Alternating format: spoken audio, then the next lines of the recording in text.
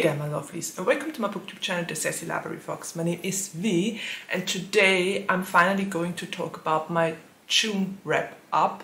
It's been a while, I think it's already in the middle of July, but I didn't get to do it any earlier than this because, well, summer holidays are here, at least for my kid.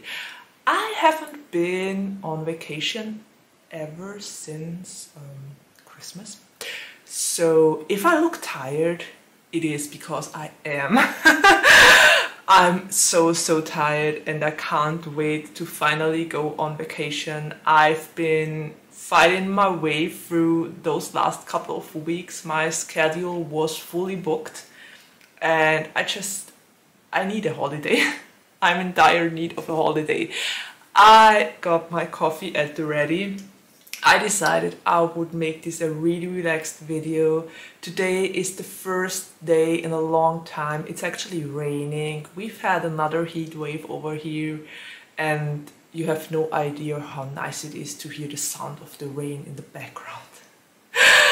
So yeah, this all out of the way, let's go to my wrap up video and to the books I read in June. I gotta admit that I made a mistake with my last wrap up video because I added You Should See Me with a Crown to my May wrap up video, and I actually finished reading it in June. So most of the book I read in May and the rest I read in June and finished it in June, but I already spoke about the book in my last wrap up, even though it would have to count to June.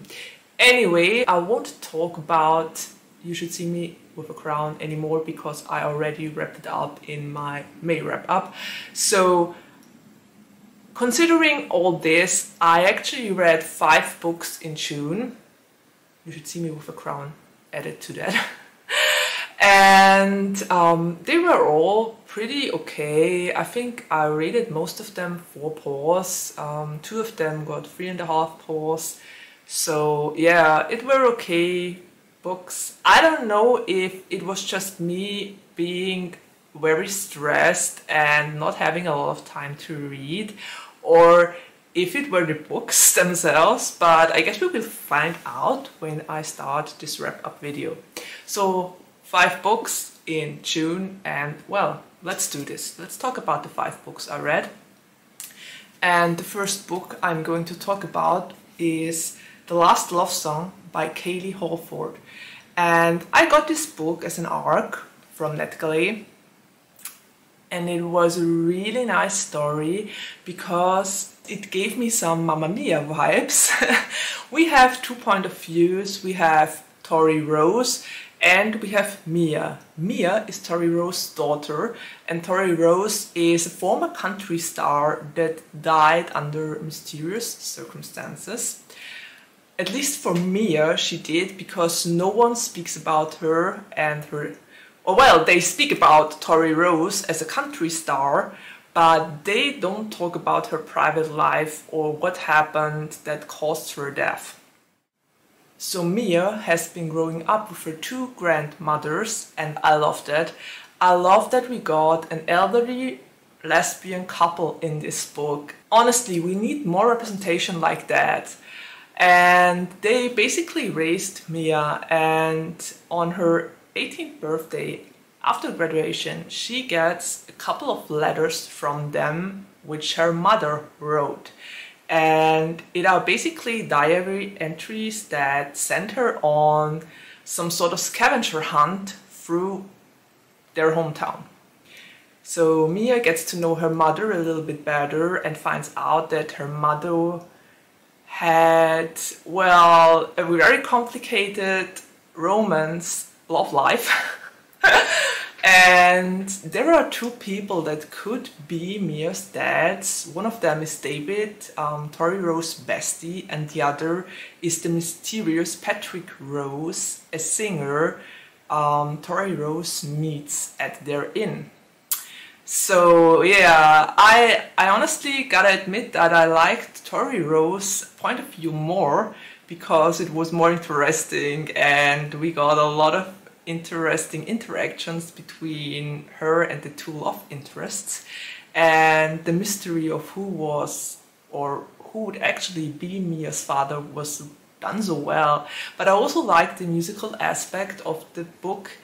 The music aspect was so great. We got song lyrics, we got the feeling, how it feels to be on stage, and that was great. But Mia's point of view also was nice, because Mia's best friend Brit is in a band and they want to hit the road right after graduation, but Mia has anxiety, she doesn't want to sing or play in front of a crowd. And yeah, it was nice to see how Mia found herself through finding her mother. As for the negative aspects of the book, well, I personally found it very unrealistic that Mia has been living her entire life in a town that is dedicated to her mother. And no one ever told her how she died. So that was very unrealistic, because, I mean, we have the internet. A lot of newspapers or tabloids would have reported about her death and what happened. So Mia not knowing how her mother died was pretty unrealistic. And also the fact that no one knew about the two men in Tori Rose's life and who was actually Mia's father was very unrealistic as well. Because quite honestly, one journalist, at least one, would have figured it out. So yeah, that was a little bit unrealistic, but I think to move the story along, it worked. So yeah, this one got 4 paws from me and I stand by it. It was a nice read, I loved the music, I really liked the anxiety representation, and Tori Rose's point of view was quite interesting. Okay, book number 2 I read in June was Death Note Volume 6 by Tsugumi Ohba.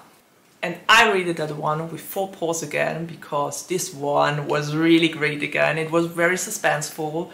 We were trying to figure out who in the company has the Death Note. And Light, as well as Misa, still don't know that they have been the former owners of the Death Note. But then there comes some sort of development during the volume, and it was great. It was done so masterfully and it was so suspenseful, and I was honestly at the edge of my seat, and I loved that one once again. I don't want to say all too much because I'm worried I might spoil things, but suffice it to say that the pacing picked up once again, and yeah, Elle and Light still don't like each other, which is pretty realistic considering the circumstances and the fact that Elle constantly thinks or tells Light that he thinks that he was the former Death Note's owner. What I find really interesting is that Elle still didn't figure out that there is a supernatural element to everything, but then again, he's a very analytic character. He works with statistics and he always tries to find logical solutions, just like Sherlock Holmes, I suppose. So to consider a supernatural aspect might be totally out of his comfort zone, and is very realistic. Okay, 4 paws, it was great. Okay, let me just take a sip, and I don't know about you, but it's hot in here. It's so hot. I can feel the heat still outside. It's horrible. Anyway, moving on to the next book I read, and it was You'll Be the Death of Me by Karen M. McManus. And I rated that one 3.5 paws. It was one of the few Karen McManus books I haven't read yet. As for why it got 3.5 paws, well, we follow the typical Karen M. McManus formula. We have 3 point of views, 3 characters. They are all similar to the other characters. We have Matthew, who is kind of the bad boy of the group and struggles with family life and has a really tough background. We have Cal, who is kind of a nerd and protected by his two fathers. I loved it, by the way, that we got two fathers for Cal. And we have Ivy, who is a geek, yeah, and just along the line of Bronwyn, and yeah, you get the idea. So we have those three characters. Of course, Matteo and Ivy kind of have the hots for each other. Who is surprised? I wasn't. But then again, this book did something a lot of Karen McManus' other books didn't. There were so many secrets, and I loved that. And we had a plot inside of a plot, and that was nice. It brought a lot of variation to the typical Karen McManus plot, and it made the story really interesting. I really liked the angles we followed in there, and they were a little different than usually, so it had me entertained. But yeah, 3.5 paws it were in the end. It was nice to follow those three friends. They didn't hang out ever since they kind of parted ways a couple of years ago, but then they meet in the parking lot again and decide for various reasons that they are going to take a day off from school. And well, they kind of stumble upon a dead student, or let's say one of their co-students is dead, and they stumble upon the corpse, and then they try to figure out who murdered him. And this was really interesting. What I always love about Karen McManus books is the fact that, honestly, I don't know how the teens do it, that they never meet the police and that they can kind of I don't know, try to find out who is the murderer without any police interference. It's really interesting.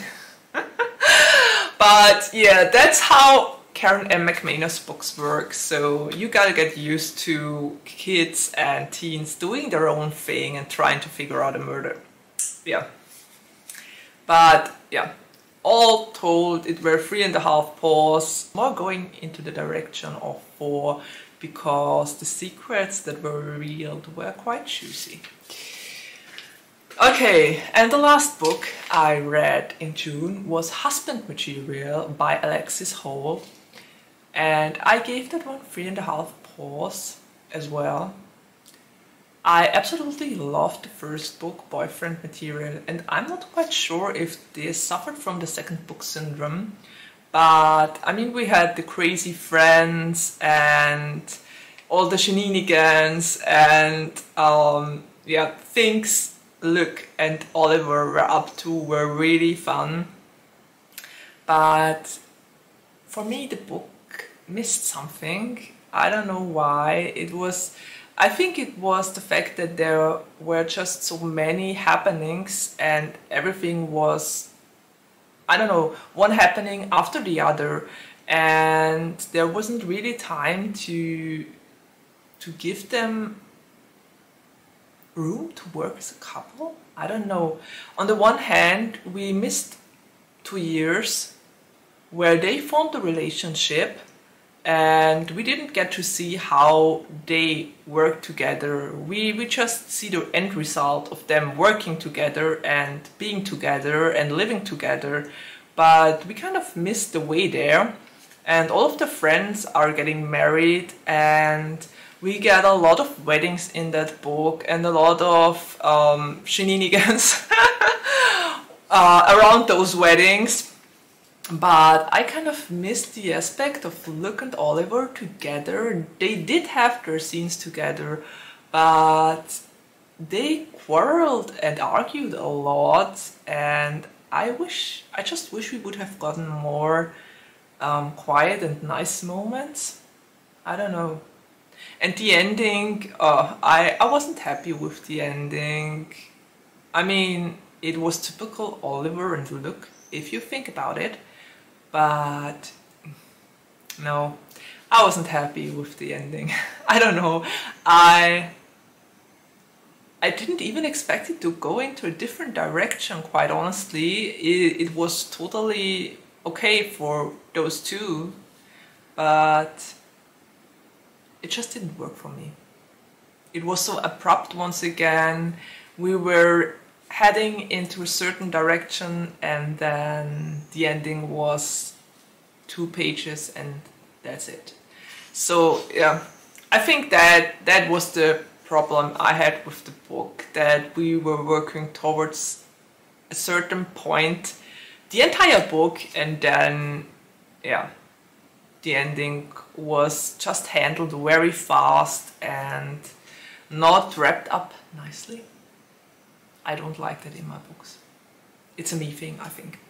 Anyway, 3.5 paws it got, because after all it was very enjoyable. It was funny to read about all their antics and crazy things they did and, well, their friends did.